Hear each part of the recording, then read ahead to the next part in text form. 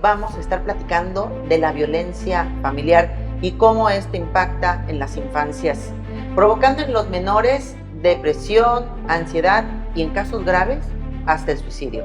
Sabemos que la violencia familiar no nada más afecta a la pareja, también afecta a los hijos, a las personas de la tercera edad, a abuelos, abuelas, está también hacia algún primo, tío, es todo lo que ocurre en el núcleo de la familia. Se estima que sean 7 de cada 10 mujeres mayores de 15 años que son víctimas de violencia por parte del hombre, ¿no? Pero esa violencia diaria, ¿no? que todavía sigue siendo parte de la cultura y de la educación o de la formación que los papás le dan a los hijos en la edad formativa del chanclazo, de las pues de pegarle y de lastimarlo, dejarlo con marcas. Pero qué bueno que haya gente sensible atendiéndolo, porque también hay otra parte de la historia donde no hay las personas encargadas de tener asuntos, no tienen esa sensibilidad. El ver estos casos y que no te afecten, ¿no? Al final de cuentas, porque la verdad, lo que acabas de contar, sobre todo cuando se trata de menores de edad, mujeres también, pero menores de edad, como que a toda la sociedad nos llega, ¿no? Nos llega muy fuerte.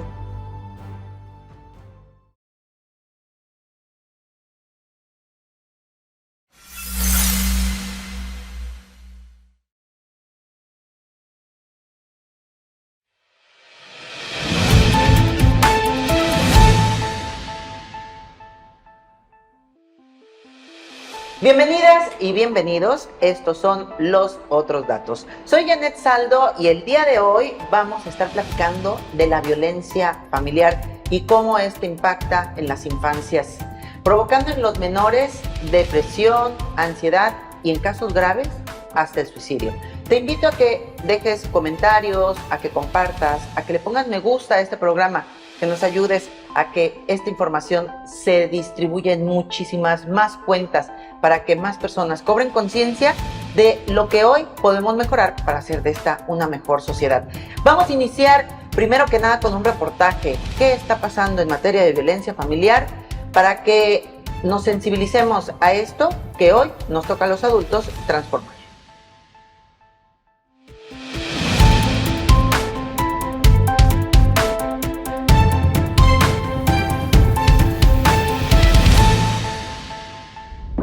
En un país de contrastes como el nuestro, existe una cruda realidad que afecta a miles de niños. Organizaciones como la Red por los Derechos de la Infancia en México, conocida como REDIM, y el Centro de Convivencia Familiar del Poder Judicial, trabajan incansablemente para brindar apoyo a los pequeños en Quintana Roo.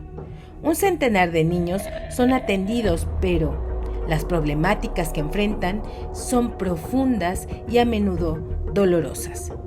Lamentablemente, esta violación de los derechos de los niños se traduce en la incorporación de algunos de ellos en grupos delictivos, como los llamados halcones. Según REDIM, al menos 300,000 niños se ven atrapados en esta espiral de criminalidad desde una edad temprana. El abandono, la violencia y los abusos son las causas detrás de esta alarmante situación. En este sentido, la magistrada del Tribunal Superior de Justicia en el Estado, Verónica Acacio Trujillo, consejera nacional por los derechos de la infancia y fundadora de Protégeme AC, asegura que los menores más vulnerables en esta problemática son los de 7 a 11 años. Sin embargo, en el Estado se trabaja para apoyar a las infancias contra esta situación. Es importante mencionar que estos grupos delictivos reclutan a menores en situación de vulnerabilidad, marcados por la adicción a las drogas y problemas económicos. Esta última es la principal razón detrás de su reclutamiento. La pandemia también ha dejado una huella profunda en la vulnerabilidad de la infancia. Según la magistrada Acacio Trujillo, se ha registrado un aumento especialmente en casos de violencia familiar, abuso sexual, adicciones y menores que abandonan sus hogares.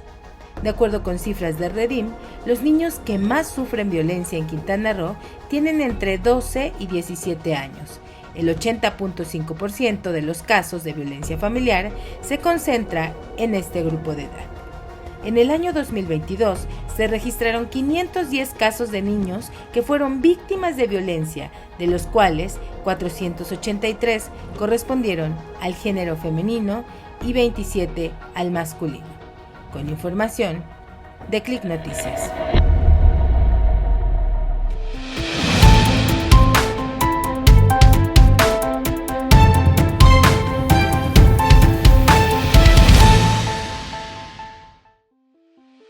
Y bueno, pues ahí está. Si has padecido violencia tú en casa, también compártenos. Cuéntanos cómo la viviste, cómo saliste de ella, qué secuelas te dejó. El tema de la violencia es tan sutil porque hay muchas formas, hay muchos tipos y matices de violencia, la económica, la psicológica, la sexual, son muchas. Y a veces la vivimos sin darnos cuenta, a veces la ejercemos sin ser consciente de ello también.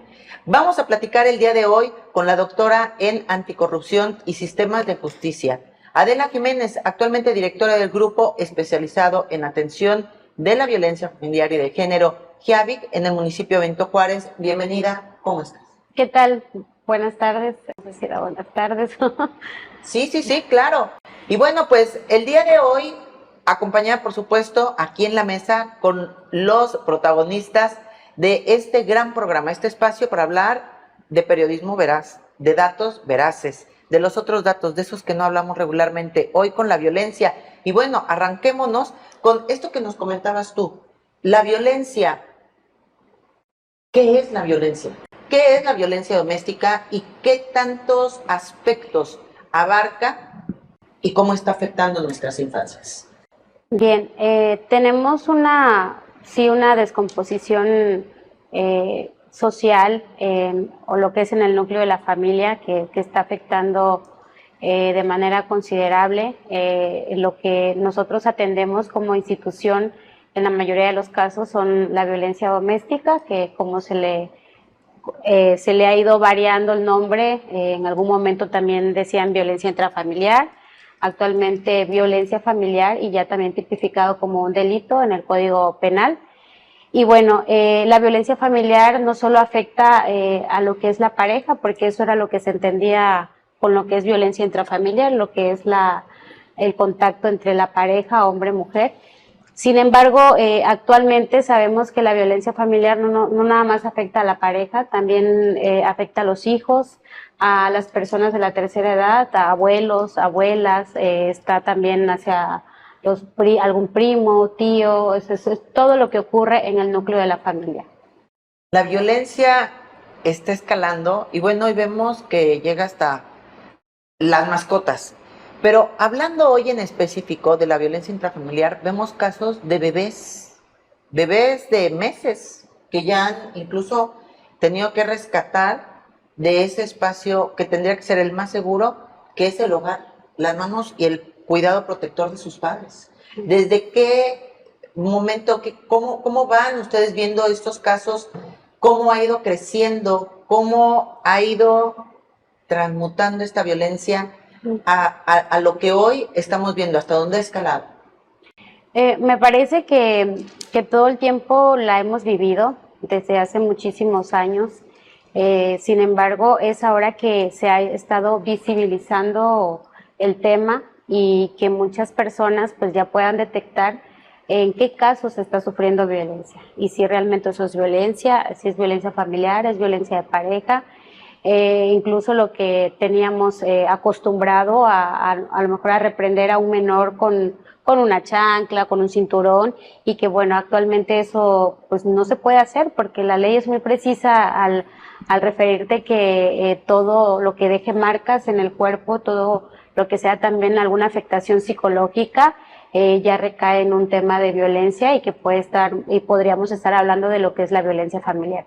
Esto no es de ahorita, repito, es una situación que vivimos de hace muchísimos años Sin embargo, me parece muy acertada la pregunta, cómo hemos ido cambiando, transmutando estos conceptos, porque actualmente los hemos ido transformando, se ha ido visibilizando un poco más, y es por ello que también podemos tener un mayor número de denuncias y poder ver la cantidad de casos que hay y lo delicado que hay en las intervenciones, porque de verdad que hemos visto situaciones muy tristes. Apenas hace 2 días una niña de 7 años que estaba amarradita de su pie.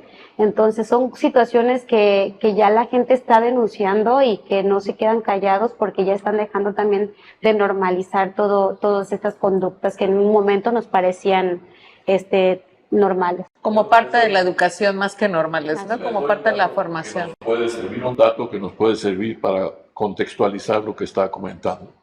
Dice, entre enero y septiembre de 2021 habría 1.36 millones de hogares en los cuales se declara que ha habido víctimas de violencia en el contexto familiar, con una suma aproximada de 2.76 millones de personas violentadas. Esa cifra representa el 7.5% del total de los hogares que cubre la encuesta. O sea, es altísimo la cifra. Está hablando 1.36 millones de hogares en los cuales se declara que ha habido víctimas de violencia en el contexto familiar. En ese contexto nacional que habla Augusto, ¿hay algún dato que describa o que sintetice cuál es la situación en Cancún? En Cancún, en el estado. Bueno, en el estado. Tenemos alerta de género desde el 2017. Sí. ¿A qué se debe esto? Aparte de todo esto que se detecta en la familia. No hablamos de delitos comunes. Yo te puedo comentar que del 100% de las llamadas que entran al 911, un 70% estaríamos hablando que es sobre algún tipo de violencia de género, algún tipo de violencia familiar. Y hablando de esto, en temas de género, también estamos hablando del índole sexual que también se da dentro de la familia. Entonces, es un tema de salud que tenemos que atender desde la familia. Cómo nos estamos descomponiendo como familia, como sociedad. Sí, claro que tiene que ver muchas cuestiones, por ejemplo, los asentamientos, colonias a lo mejor en donde el nivel de vida también es muy bajo, a lo mejor una alta jornada laboral. Son muchos los factores que influyen en que al momento de que los padres lleguen al domicilio se pueda detonar un evento violento, o que haya la necesidad de que los padres tengan que salir a trabajar y dejar a los niños solos o no tengan con quién dejarlos, y que todo esto vaya generando definitivamente violencia en el hogar. Las adicciones, estamos enfrentando un momento muy peculiar en México, en el que ya pues están los temas de, por ejemplo, el consumo de la marihuana, ya está cada vez más cerca para algunos que pues la puedan consumir. Hay un tema a nivel nacional con el tema de exactamente el crimen organizado, las adicciones. Hablando desde el alcohol hasta sustancias más fuertes, ¿qué tanto han recrudecido la violencia y su crudeza? Porque todavía tal vez hasta hace 40 años, como bien dices, era por educación. Llegaba el papá, la mamá le decía, tu hijo no me hizo caso, hoy lo mandé a tirar a la basura. Y el papá iba y pues reprendía, unos buenos cinturonazos, unas nalgadas, un chanclazo, y hazle caso a tu mamá cuando yo no esté. No, era más como cultural. Pero actualmente vemos unos casos tan crudos, niños que son quemados, niños que son amarrados, abuso sexual en casa. ¿Qué tanto está relacionado el tema de las adicciones? El tema de las adicciones de cualquier tipo, podría ser alcohol o algún tipo de droga, son detonantes de la violencia, no son generadores. La violencia está ahí y son otros factores, pero cuando existe alcohol o existe alguna droga, esto nos detona un evento violento. Y nos detona un evento violento porque no sé si conocen lo que es el ciclo de la violencia. Entonces, el ciclo donde hay violencia, pudiera ser que está un estado aparente de calma en algún momento, pero en algún momento también va a haber un episodio violento porque hay violencia en ese hogar, hay violencia en la pareja o hacia los niños. Y podemos estar tranquilos, comer a gusto en algún momento, pero a ratito algo me molestó, algo me puso de malas, la comida estaba fría, el niño gritó y llegué mal del trabajo y ya grité, ya levanté la chancla, ya levanté el cinturón, ya golpeé a mi esposa y al rato me arrepiento, los hablo y que no quise que pasara y volvemos a ese estado de papacho, ¿no? Y es un ciclo. ¿Qué pasa cuando el alcohol está presente? Que todavía es más probable que esa violencia se detone, claro, porque en el calor de esas sustancias, pues obviamente la conducta de la persona cambia. Yo tengo una pregunta, ¿cuántos casos atiende diariamente el GEAVI? En un horario de 12 horas se están atendiendo entre 13 y 14 reportes, dependiendo también de qué tipo de reporte. Hay situaciones o eventos en los que se entiende un evento de violencia sexual, y un evento de violencia sexual nos puede llevar hasta 3 y 4 horas de atención. ¿Por qué? Por el acompañamiento, la diligencia, la canalización, la contención que se le da a las víctimas, todo este trabajo integral que se les proporciona es lo que nos limita a atender otros reportes. Adela, este grupo, perdón César, adelante. No, ¿tienen ustedes el registro de en qué zonas en el municipio de Benito Juárez se desarrollan más estos eventos de violencia? La violencia familiar en sí, lo que nos arroja la estadística de manera semanal, y no nada más de lo que recibimos de 911, también de lo que nos turna la Fiscalía Especializada en Delitos contra la Mujer, porque también atendemos seguimientos de las denuncias que llegan solas.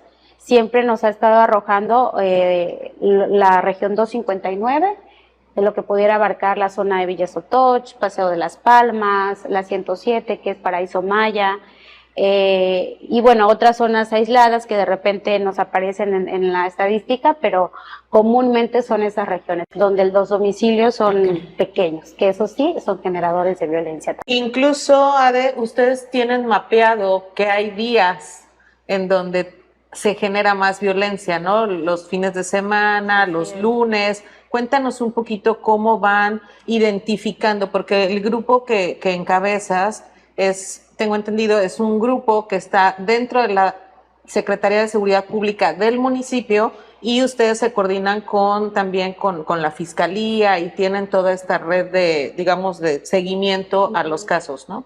Sí, el área es un componente a lo que es el primer respondiente o lo que es el área operativa.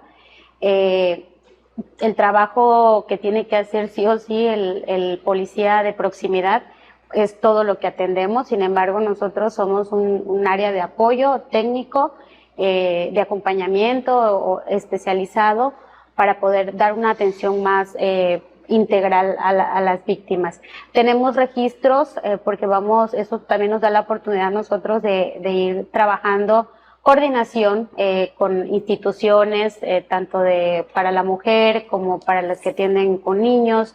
El trabajo que nosotros llevamos a cabo también es de escritorio, en mesas de trabajo con sistema DIF, con Fiscalía Especializada en Delitos contra la Mujer, en delitos sexuales, con niñas, niños y adolescentes. Y también nos permite saber cuáles son los días en los que más nosotros podemos estar atendiendo reportes, que los domingos en la tarde puede ser un día violento, que es cuando la familia se reúne y puede haber un episodio donde también intervenga el alcohol, que es lo que comentaban exactamente. El lunes también es un día de actividad para nosotros. Fines de semana, jueves, viernes, son días también violentos en la familia. Y bueno, ya entre semana, como está un poco más baja la incidencia, los horarios también tiene que ver mucho, entre 7 y 11 de la noche es cuando también recibimos un mayor número de reportes. ¿El GEAVI con qué herramientas cuenta? Es decir, también ¿son policías o son profesionales con otro tipo de preparación? Somos policías. El área, yo ya tengo 3 años al frente del área. Lo que encuentro en su momento fue elementos no a lo mejor con un nivel académico de acuerdo a las necesidades del área, pero sí con la experiencia de estar atendiendo de manera constante este tipo de reportes. Eran 2 elementos.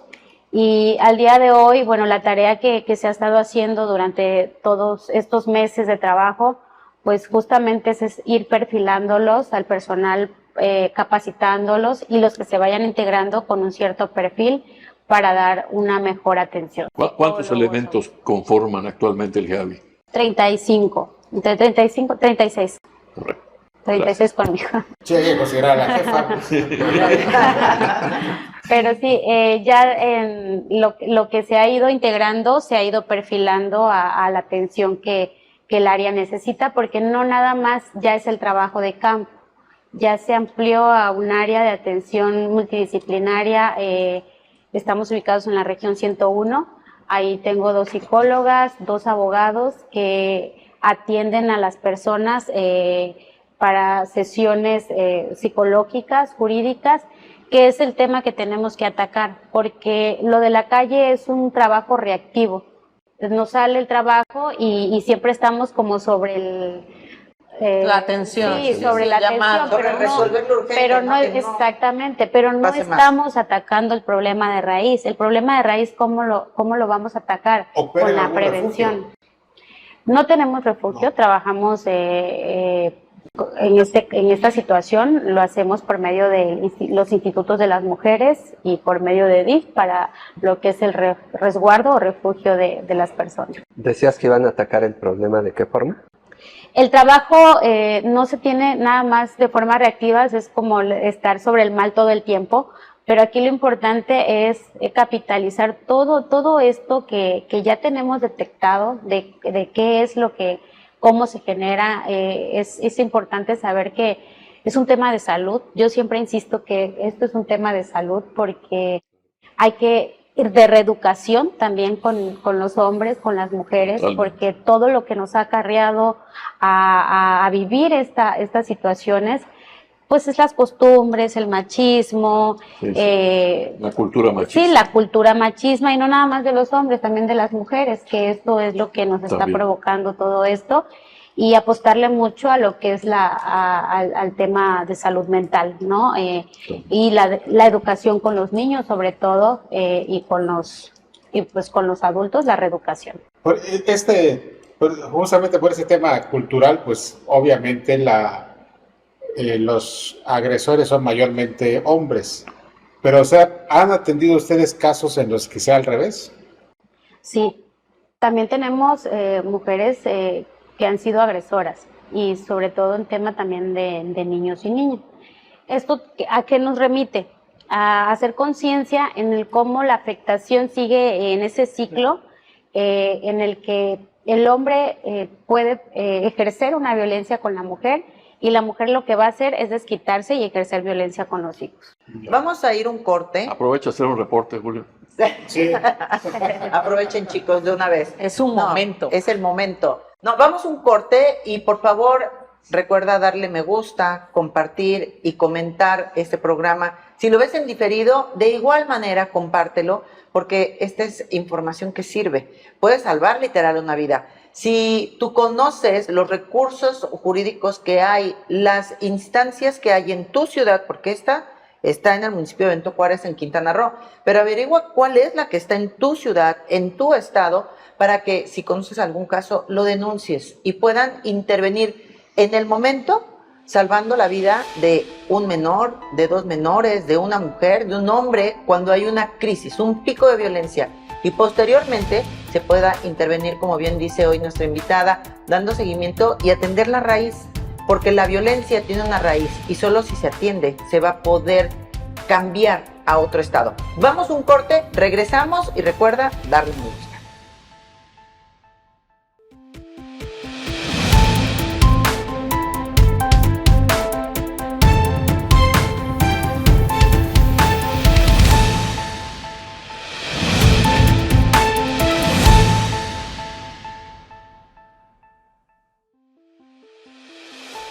Continuamos en los otros datos, hoy hablando de la violencia familiar y las consecuencias que tienen las infancias. La violencia familiar que hasta hace algunas décadas era parte de una forma educativa. Esta ha ido cambiando, los matices se han ido transformando. Jurídicamente también en el Código Civil, ahora tenemos un código nuevo de procedimientos civiles y familiares, a donde ya también se establecen diferentes tipos de violencia. Se pueden ejercer en contra del hombre, en contra de la mujer, de adultos a niños. Hay muchos aspectos respecto a la violencia. Hoy, que tanto se habla del patriarcado, hay mujeres, patriarcado ejercido en el cuerpo de una mujer, puede pasar también, y esto descompone a una sociedad porque la hace que esté herida, que esté dolida. Estábamos hablando de quiénes son más propensos a ser violentos, los hombres o las mujeres, y nos decías que van parejos. Bueno, más allá de decir que estemos parejos en la situación de violenta, hay que recordar que pues durante décadas las mujeres somos las que más nos hemos visto vulnerables ante eventos violentos. Sin embargo, bueno, ¿qué resulta ahora de toda esta situación? Que también se detecta que la mujer en gran medida responde a ciertas situaciones en las que los niños también se pueden ver afectados cuando ellas en ese espacio en el que están de estrés, de que han venido sufriendo violenta, pues es muy fácil que ellas también puedan demostrar o ejercer cierta violencia hacia los niños y hacia las niñas. Pero definitivamente los datos son muy desproporcionados. El Sí, caso por de las mujeres supuesto. se estima que sean 7 de cada 10 mujeres mayores de 15 años que son víctimas de violencia por parte del hombre, ¿no? Tenemos... Sí, no creo que sea la inversa. No, los hombres son los que más ejercen violencia. Las estadísticas están, nosotros de acuerdo a los registros que tenemos, a lo que atendemos, es lo que siempre atendemos.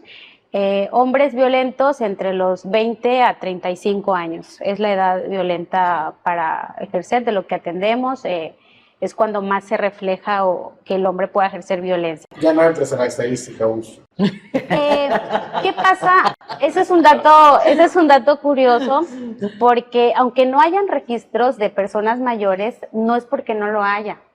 Se acostumbraron a vivir en una situación violenta. Eso ya es normal. Y ya es normal una persona mayor de 40 años con su pareja mayor de 40 años, 50 años, que estén viviendo violencia, pero pues es muy difícil desarraigarse o romper ese patrón o denunciarlo, o denunciarlo, porque claro. Imagínate, ya tienen hijos, ya tienen nietos, ¿para qué voy? ¿Para qué denuncio?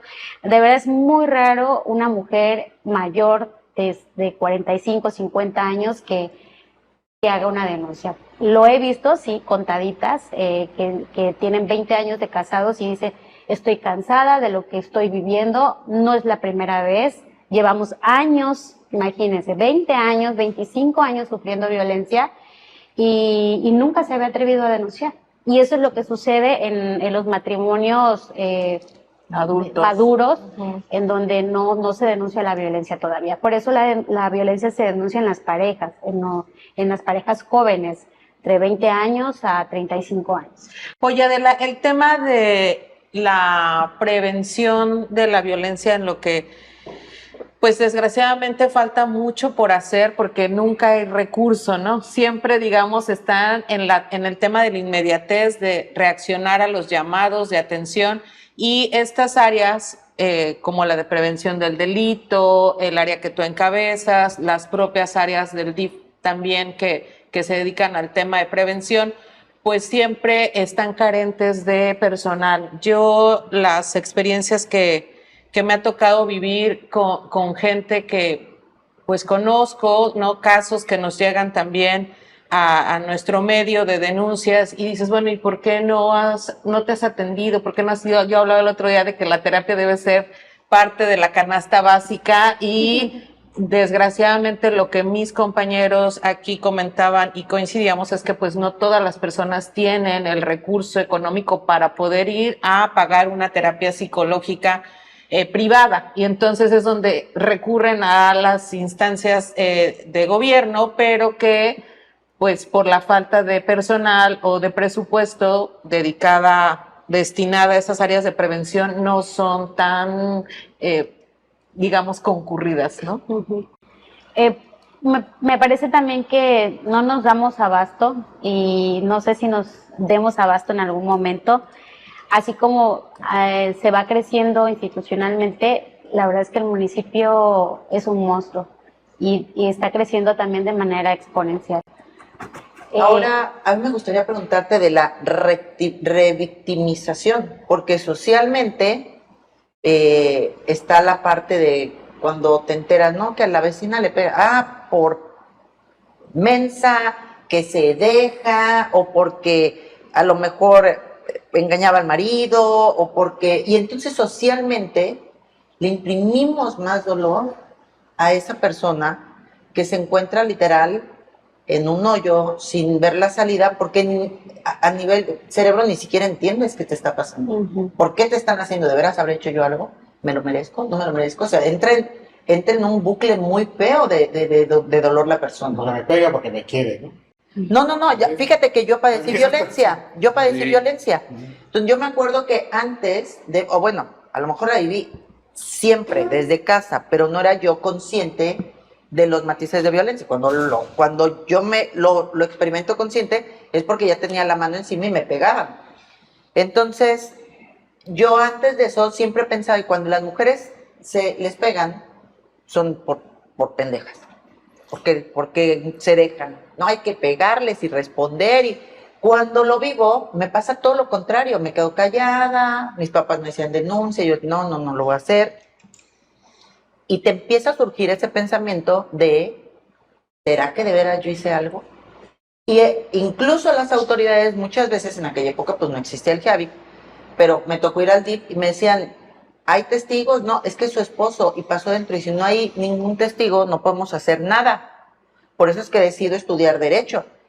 Y te das cuenta cómo la sociedad te revictimiza, porque vienen estos juicios, si no fuera por las grandes comadres y grandes amigas, difícilmente podría salir uno. Se necesita mucho amor para que veas que no es el trato que mereces. Claro, pero justamente lo que tú dices de la parte de la revictimización también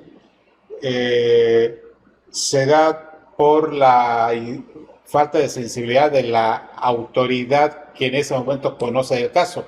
Por ejemplo, y quisiera hacer el comentario y preguntar después si se ha trabajado en eso para justamente sensibilizar a las personas que están en el Ministerio Público, que están, has dicho que estás, pues, digámoslo así, perfilando a las personas que están en el GAVI, pero me acuerdo hace algunos años, una reportera que trabajaba conmigo me dice que yo la apoye con el procurador de ese entonces porque pues había denunciado a su marido de violencia, pero el marido era periodista y pues había logrado que el procurador pues congele el tema, ¿no? Entonces ella se sentía desprotegida y me dice, tú como mi jefe, ayúdame, habla con el procurador.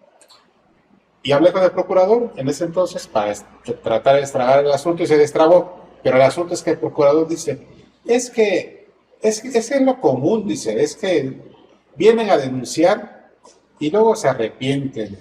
Y ahí está, otra vez mi amor, muy común. Estás, que no sé cuánto. Que Sí, y es parte de eso. Pero eso no le interesa a la autoridad, se ocurra o no. Claro. Entonces, el asunto es, esa es la actitud de la autoridad, si ha habido un trabajo para sensibilizar a las personas que se encargan de atender. Yo sumería, nada más en la misma línea de lo que dice Julio. Mi padre decía, hay un dicho que dice que gallina que prueba huevo, aunque le quemen el pico, dando a entender que una persona que, en este caso, agrede una vez, otra vez, va a seguir haciéndolo. Es decir, cómo atender o cómo se ha atendido, como dice Julio, ese tipo de circunstancias. Logran salir, digamos, logran superar su condición de agresores, las personas que ejercen una acción de esta naturaleza contra la mujer. Y yo creo que por programas, por leyes, por políticas, no paramos. Más bien, creo que es un tema de valores del ser humano, porque no es nada más una revictimización o criminalización por parte de autoridades, porque los hay que tener muchísima empatía que es lo principal, y ser sensible para poder atender este tipo de casos como servidores públicos. Si no tenemos esas dos características, no servimos para atender este tipo de situación. Claro. Y la ciudadanía, que bueno, ellos no tienen una responsabilidad de atención, pero sí de denuncia, pero sí también de empatía con las personas, que si a mi vecino le están golpeando, a mi vecina la están golpeando, debo denunciar. Claro. El ir erradicando esos comentarios. Una mujer que fue rescatada de su domicilio, el marido la estaba amenazando con un arma, y el primer comentario que se lee en la nota es seguro regresa. ¿Por cuánto tiempo? O sea, en toda esta costumbre que traemos de señalar y no ser empáticos, porque eso es la empatía, ponerse en los zapatos de la otra persona, y que posiblemente quien esté escribiendo a lo mejor también esté sufriendo violencia, y por eso también tenemos ciertas conductas agresivas y que las demostramos de esa forma.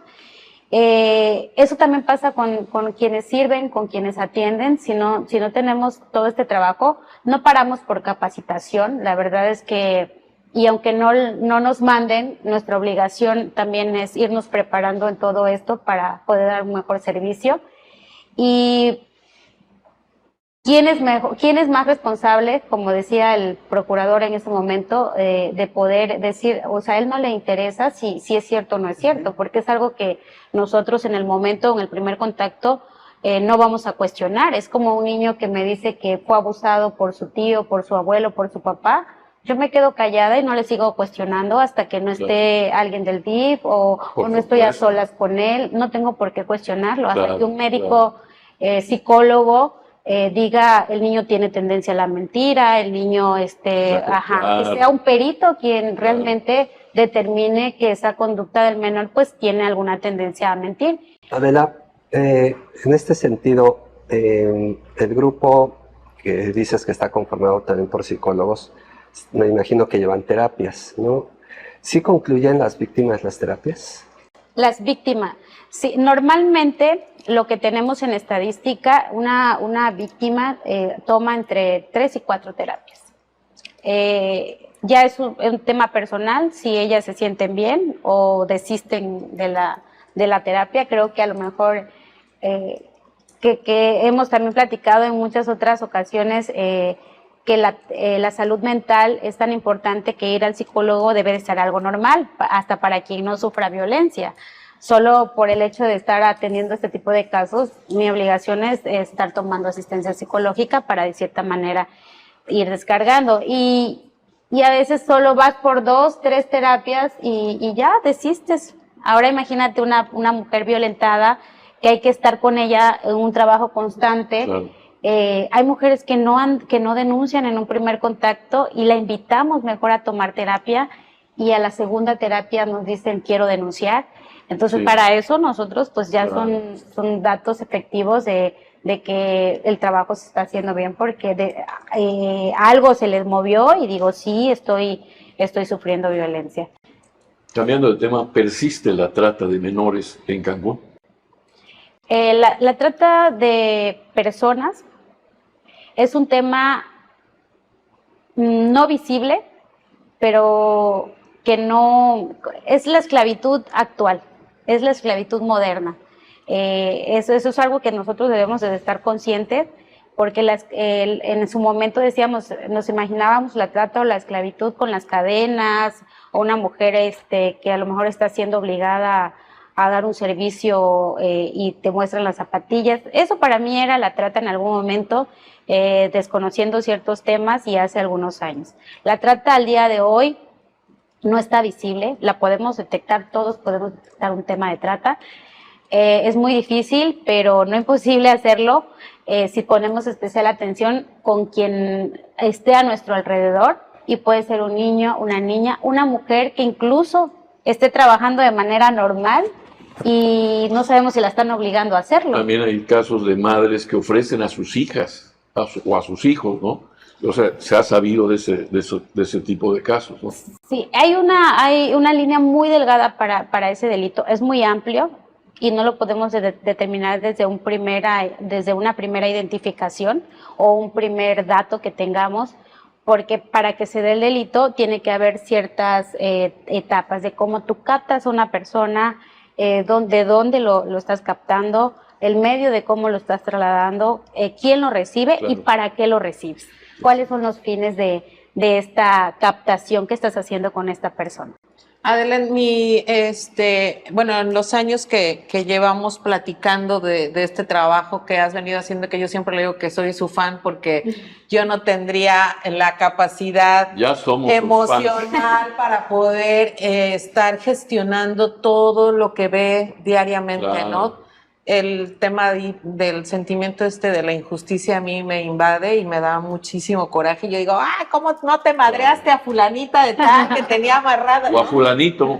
No, es que, bueno, hemos compartido algunas de sus experiencias y la verdad es que le digo, no, yo acabaría deshecha y obviamente en terapia todos los días, porque si no, acaba una bien cucú. Pero el punto y de lo que a mí me ha tocado ver de los logros que Adela ha podido tener en estos años, porque antes era una coordinación nada más, ahora ya tienen más estructura dentro de la propia secretaría, y es la coordinación, ¿no? Porque antes se quedaban solamente en la atención de ir y ver, pues de atender a las personas que estaban siendo agredidas. Y ahora ya esa coordinación que tienes con la fiscalía, que tienes con las otras partes en donde han podido dictar auto de formal prisión a esos agresores, que yo lo aplaudo, porque si no, entonces, como dicen, ¿no? Denuncias y no pasa nada. Y entonces cuando vemos que sí pasan y cuando vemos a hombres ya, pues cumpliendo una sentencia, pues ya se la piensan dos veces antes de hacer este tipo de cosas, ¿no? Platícanos de ese avance que han tenido ya en la impartición de la justicia como tal. Yo estoy muy contenta por los números que puedo mencionar y tiene mucha razón Leslie, hemos platicado en diversas ocasiones. Es un tema que a mí me gusta trabajar y me apasiona y yo he crecido muchísimo con todo esto y eso me ha motivado a buscar el cómo si las cosas se pueden hacer. Y en este trabajo ha habido la coordinación, no de ahorita, desde hace mucho tiempo con las fiscalías, en específico con las que atienden este tipo de casos. Con Fiscalía de la Mujer en especial fue nos dio mucho gusto en su momento con la titular anterior también que estaba trabajando en que cada vez que había un detenido y lo coordinábamos desde el momento de la detención hasta el traslado, el trabajo con la víctima de que no se nos arrepienta en la fiscalía sin ejercer en ella una revictimización ni nada. La verdad es que es un trabajo bien difícil, pero que sí lo logramos hacer con muchas y que posterior a ello nos escribiera la fiscal y nos dijera ¿sabes qué?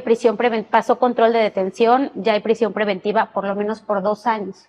Eso claro que es un avance y hay que darlo a saber porque no es importante que sepan que no es fácil golpear a una mujer, no es fácil golpear a una niña y que no pase nada y que las autoridades están a ciegas, que sí se está haciendo algo.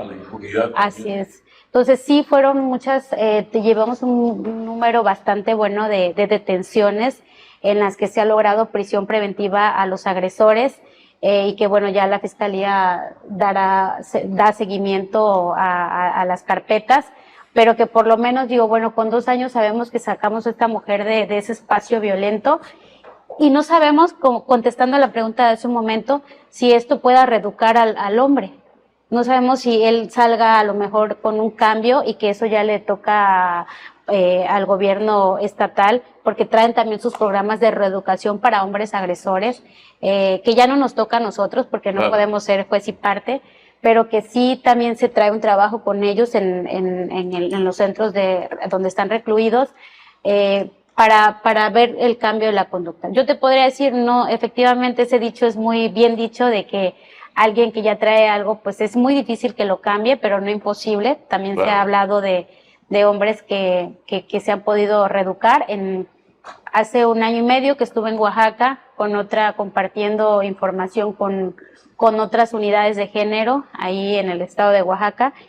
Y también traían ya el programa de reeducación para hombres agresores, nos compartieron datos y nos compartieron casos de éxito donde sí hay hombres que se han reeducado y que bueno, eso es aplaudible. Y ya bueno, ya la pareja sabrá si en algún momento pues retoma una relación con él o no, ya eso es cada quien.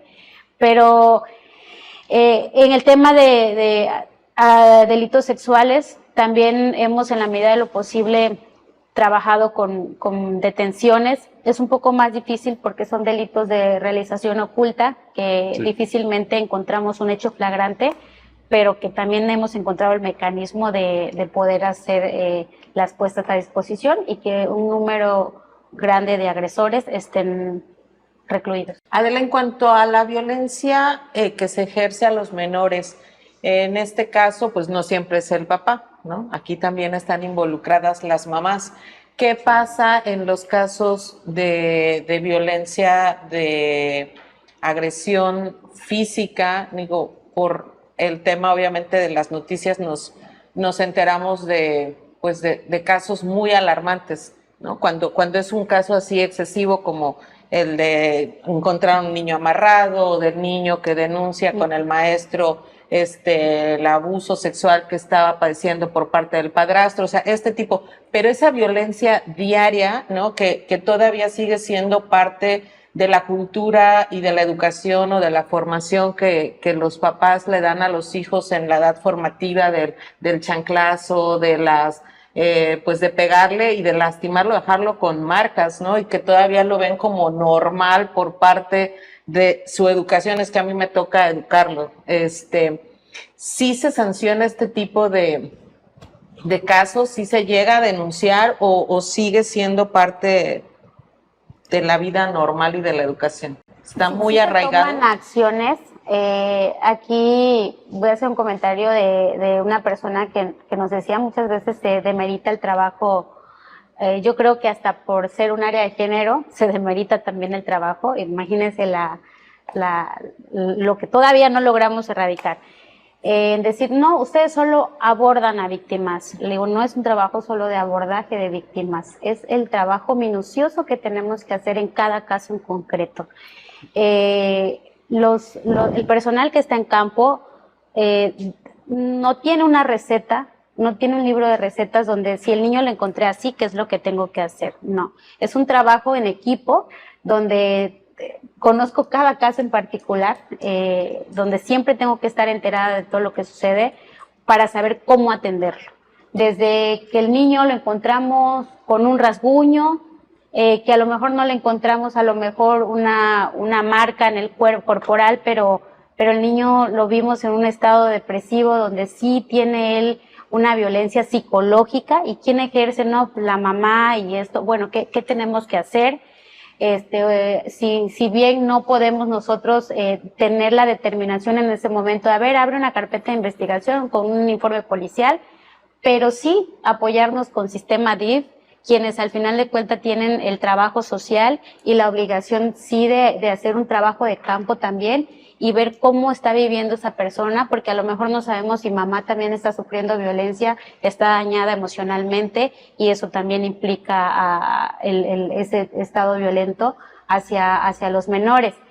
Esto en lo mínimo podríamos decir, ¿no? Un trabajo que se tiene que hacer social con ellos antes de llegar a un tema de criminalización.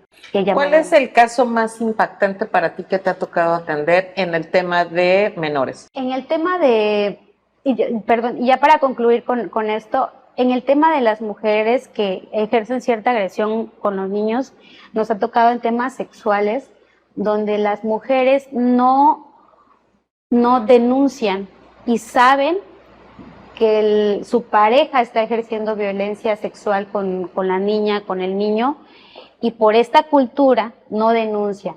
Entonces, esas mujeres son las que también de repente se les ha abierto carpeta de investigación por el delito de encubrimiento y también pues ellas sí son en algún momento donde ya se sigue un procedimiento por parte de la Fiscalía. Oye, compártenos el caso de las niñas que se rescataron, que estaban en un estado de abandono total y que fue muy fuerte ver estas hace imágenes. como 2 años, me parece, Sí. año y medio, 2 años.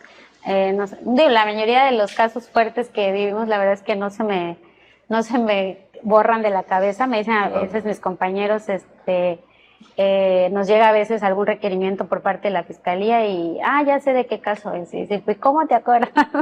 Porque todo se va quedando en la memoria. Desde luego. Este caso de las nenas, nos llega la denuncia, nos llegó por redes sociales. Desde el primer momento para el seguimiento fui yo quien tuvo el primer acercamiento al domicilio. Estuve dando recorridos, me parece 3, 4 veces en el domicilio para ver a qué horas llegaban, cómo se iban, si realmente había algún evento violento. Y sí, lo que detectamos en nuestros primeros datos, pues los padres jóvenes, consumidores de droga, de piedra. Las niñas las llegamos a ver pues en un estado de desnutrición, de abandono.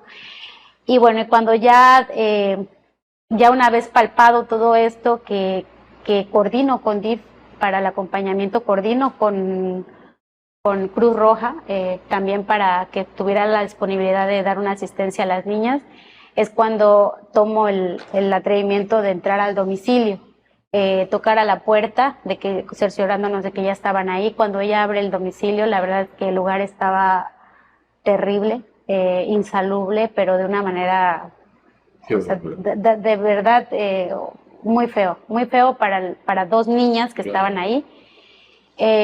Comida cruda, echada a perder, y me parece que yo creo que hasta llegaban las niñas a comer de eso.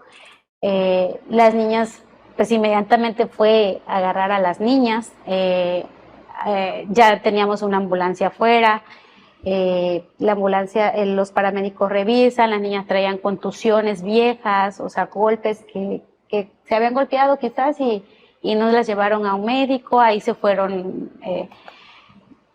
Algo curioso también, cuando tenemos estos eventos con niñas y niños, de verdad que es impresionante la capacidad de los niños o la resiliencia que tienen a estos casos, porque ellos mismos te dicen, y ahí recuerdo que la nena estaba y tranquilizaba a su hermanita, una niña de entre 5 y 6 años, dándole contención a su hermanita de 3, 4 años. Y no te preocupes, todo va a estar bien, le decía, pero con unas palabras como si fuera una persona adulta, ¿no? Las niñas, pues fue bastante tiempo que se les dio seguimiento. Tuvimos muy puntual en todo este trabajo con la anterior delegada, que ahorita es magistrada, la licenciada Teresa Villa. Ella también muy comprometida en esos casos y siempre a ver cómo vamos o qué vamos a hacer. Fíjate que apareció la abuelita de la niña. Para esto tratamos de dar ayuda a los padres para salir, pero ellos se negaron. En esa negación que ellos tuvieron, sí estuvo ella en un centro de rehabilitación, pero no hubo mayor avance. Ella manda a llamar a su mamá del estado de Chiapas para que sea por medio de la mamá que le otorguen a las niñas. Entonces esto lo detectamos también y es cuando se retrasa el procedimiento justamente porque detectamos que había la señora, la mamá de las niñas estaba pues ejerciendo esa autoridad con su mamá de que pidiera a las niñas para que se las volviera a llevar. Ya el trabajo que hizo DIF, la verdad, fue muy, muy bueno. Las niñas, hasta un cierto meses después, todavía supimos que ya las niñas estaban muy bien, ya estaban, incluso pudimos ver estuvieron en casa de asistencia en el sistema DIF, sí tardaron un poquito, fueron restituidas con la abuela compartió fotos de ellas, ya estaban bastante recuperadas.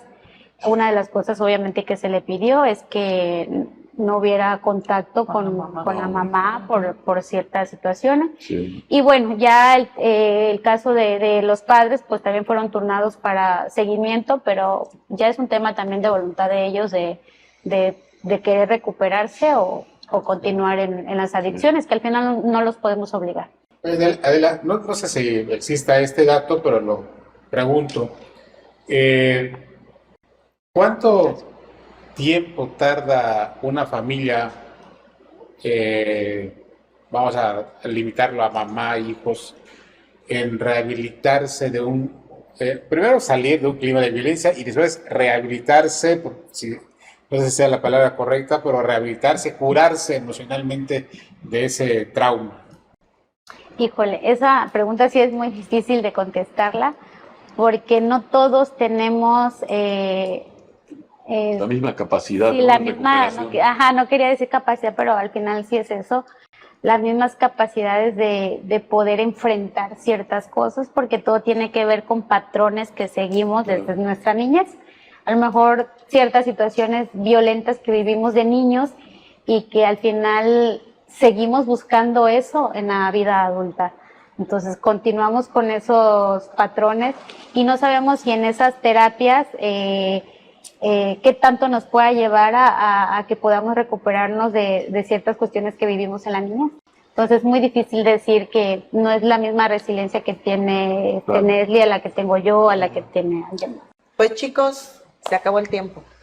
Ay, Otra vez ¿cómo nos se fue le ibas como- agarrando el gusto apenas? Aquí correteando, que si ya córtale, Pero que si bueno, no sé vamos a qué, que empezar con las reflexiones. Augusto, nos vamos muy rápido. ¿Cuál sería tu reflexión, tu cierre para el día de hoy? Bueno, para mí ha sido, debo decir, un excelente programa y me ha sorprendido, no me ha sorprendido, sino me ha llamado la atención mucho la capacidad, la preparación, la sensibilidad de Adela en un puesto tan importante, ¿no? para la sociedad como es el GEAVI.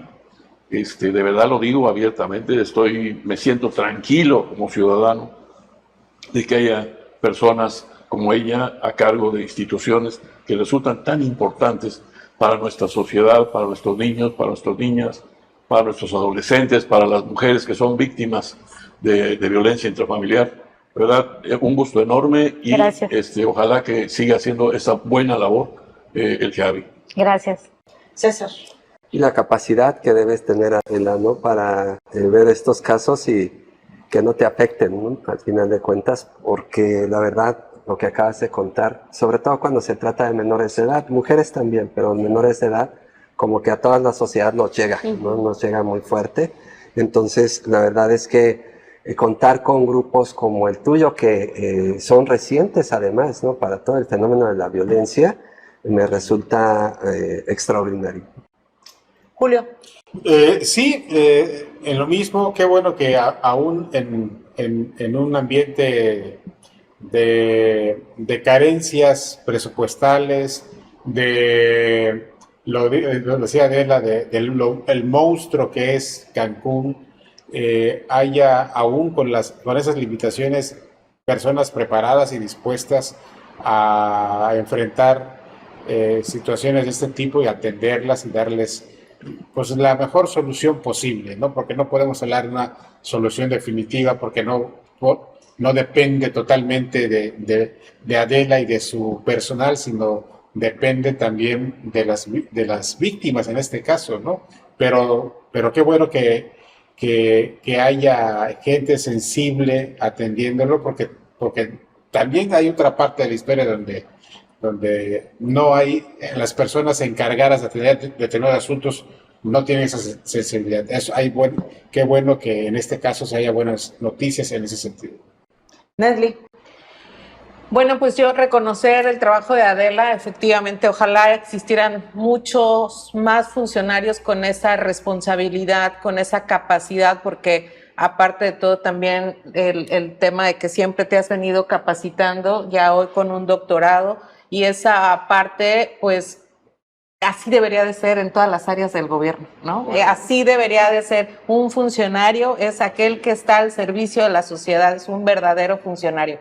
Y por otra parte, bueno, también un llamado a la ciudadanía a apoyar al grupo del GEAVI con denuncia, ¿no? Con esa empatía. Si vemos en nuestro círculo cercano un caso de violencia, pues no quedarnos callados y cooperar en la sensibilización de la denuncia y de darle seguimiento y sobre todo pues ese acompañamiento, esa confianza y apapacho que necesitan las personas que están en una situación de violencia. Adela, ¿cuál sería tu conclusión para toda la gente que hoy nos vio y que nos vaya a ver en diferido? La empatía para todos, denunciar los casos que veamos, sobre todo cuando se trata de niñas y niños.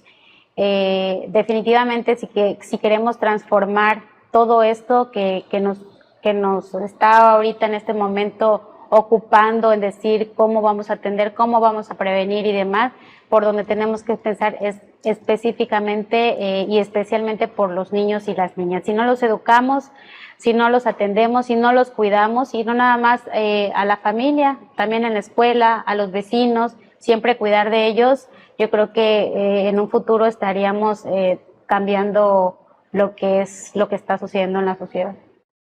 Y bueno, pues así llegamos al final de una emisión más de Los Otros Datos. Y bueno, yo compartiendo desde mi experiencia, no me considero víctima, considero que lo que vivía tenía que vivirlo.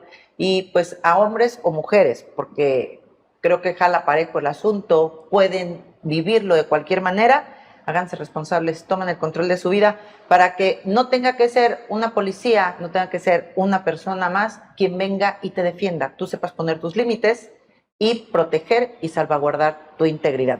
Nos despedimos y espero, por favor, que nos veamos el próximo miércoles nuevamente, que le des me gusta, que compartas, que comentes, para que sigamos aportando más de Los Otros Datos. Agradezco, por supuesto, a esta producción de Producciones Veraz, dirigida por el señor Víctor Vera, en alianza con Click Noticias, Palco Quintanarroense, Ruptura 360, y por supuesto a nuestra invitada, ella, la doctora en Anticorrupción y Sistemas de Justicia, Adela Jiménez, actualmente directora del grupo GIAVIC, especializado en atención de la violencia familiar y de género, aquí en Benito Juárez. Gracias a la producción, Isela Serrano, Ramiro Laguna, Antonio Sabido y Arely Gómez, quien nos mantiene hidratados para llegar hasta donde tú nos ves. Que tengas muy bonita tarde.